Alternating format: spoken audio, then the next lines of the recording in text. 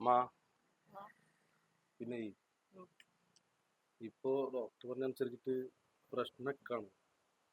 ഇനിയെങ്കിലും നിങ്ങൾ ഓളൊന്നും എന്ന് പറഞ്ഞാല് ഇത്ര കാലം വിചാരിച്ചതെന്ന് ഓൾക്കാണ് പ്രശ്നങ്ങൾ ഓളെ നല്ല പോരടിച്ചിട്ട് ഇന്ന് ശരിക്കും ഒരു ഭയങ്കര സങ്കടമായി ഡോക്ടറും കൂടെ പറഞ്ഞപ്പോൾ ആർക്കാ പ്രശ്നങ്ങളോട് വ്യക്തമായിട്ട് പറഞ്ഞല്ല ഡോക്ടർ എനിക്കാണ് പ്രശ്നം. അപ്പൊ ഇനിയെങ്കിലും അമ്മ അവൾക്ക് വേണ്ടിയിട്ടൊന്ന് നല്ല രീതിയിൽ നിൽക്കുള്ളൂ. ഉമ്മക്ക് തെറ്റ് പറ്റിപ്പോയി മോനെ. എന്നോട് പുറത്തുണ്ട്.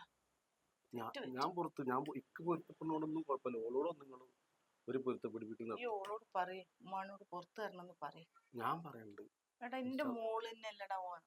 അതന്നെ അങ്ങനെ തന്നെ നിങ്ങൾ ചെയ്യണ്ട. നിങ്ങൾ ഓളോട് പോയിട്ട് പറഞ്ഞാൽ അതിനൊരു വേറെ പൊരുത്തുണ്ട്. നിങ്ങൾ സ്വന്തം ഉമ്മയുടെ പോലെ പോയിട്ട് പറഞ്ഞോളൂ ഉള്ളൂ. കാരണം അത്രക്ക് നിങ്ങൾ ഓളെ മനസ്സ് വേദനിപ്പിച്ചിട്ടുണ്ട്. ഇല്ലടാ, ഒരു കുട്ടിയെ കാണാനുള്ള ഒരു സന്തോഷം കൊണ്ട് ഉമ്മ പറഞ്ഞതാണ്, വേറൊന്നും ഇല്ല. നിങ്ങളെ ഭാഗം എനിക്ക് മനസ്സിലാണ്ട് ഉമ്മ. പക്ഷെ എത്രത്തോളം കരഞ്ഞിട്ട് അറിയുള്ളൂ. എത്ര പ്രാവശ്യം വീട്ടിലിരുന്നിട്ട് ഓളോടൊന്ന് പുറത്തു തരാൻ പറയേ. ഞാനും പറയാം.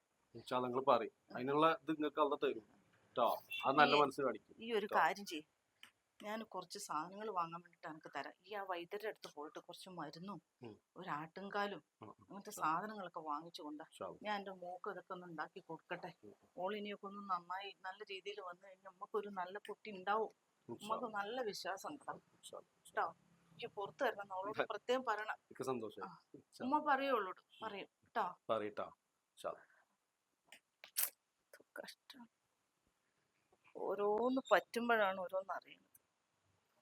അപ്പൊ ഞാൻ കുട്ടിയോടൊന്ന് പറയാം. എൻ്റെ പഠിച്ചോനെ.